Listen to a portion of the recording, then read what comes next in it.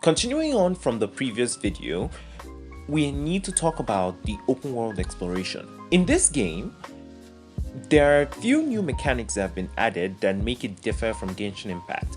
The most prevalent one being parkour. So it's just the new thing where you can basically run up walls, and I think you can also do a few tricks in some places whenever you're doing some stuff. It's not really game changing or anything like that.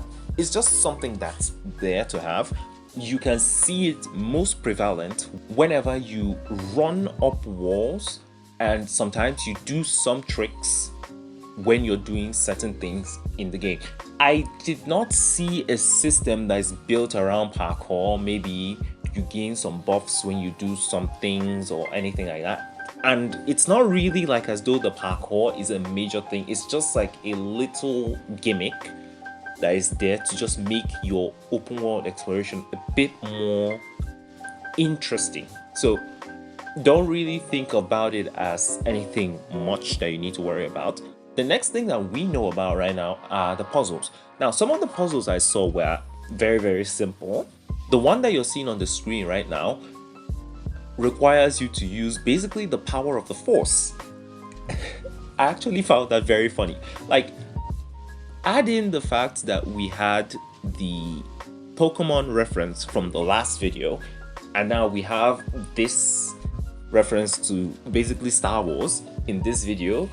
I feel like this game is going to make a lot of not so subtle references to other major anime and series around, which I'm actually fine with because this is an anime style RPG game.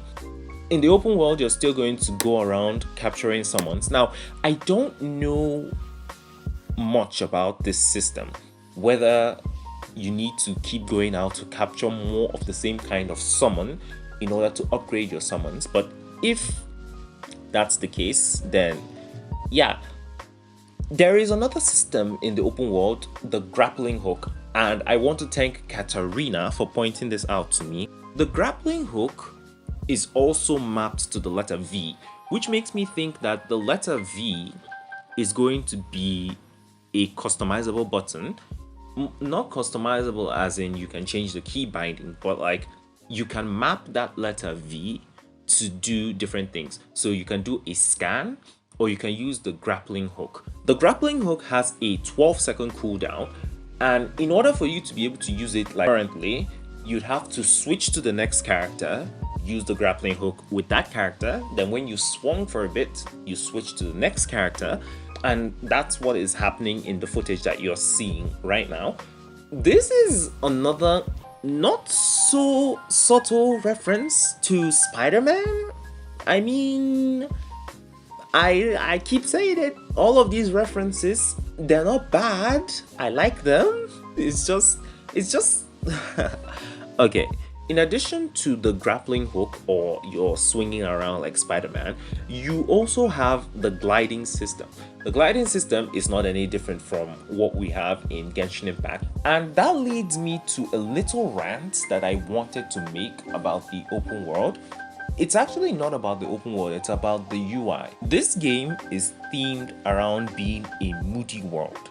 So because the world is generally very moody, it's using a very dull color palette.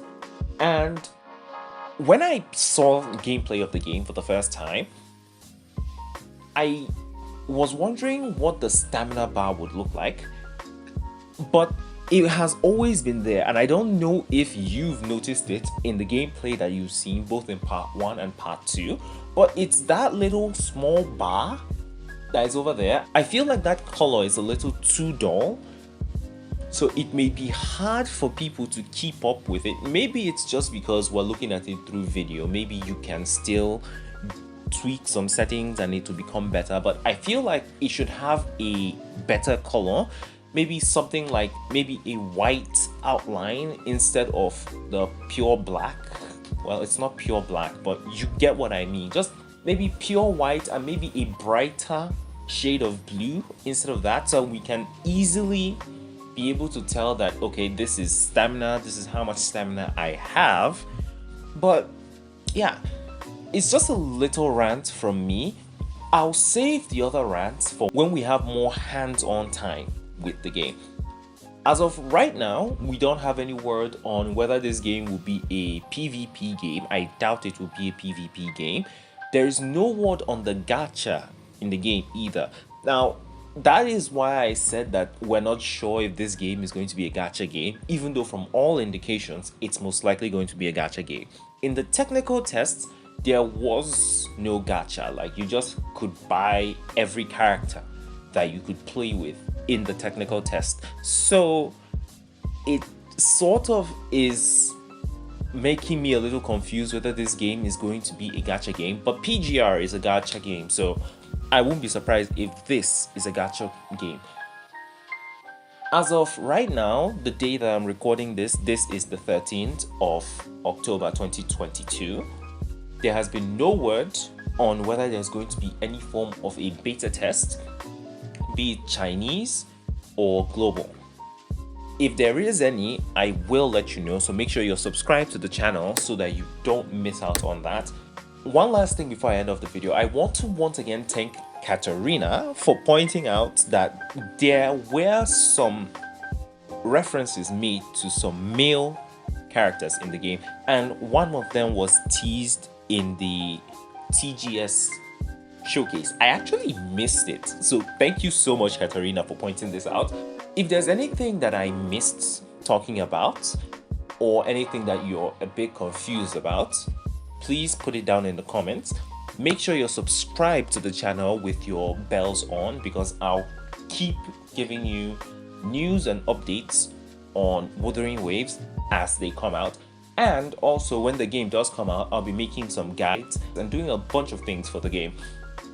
Also, make sure you're following me on Twitter. I talk about Genshin Impact stuff and Wuthering Waves as well on my Twitter page. But yeah, thanks for watching. I'll catch you in the next video. Peace!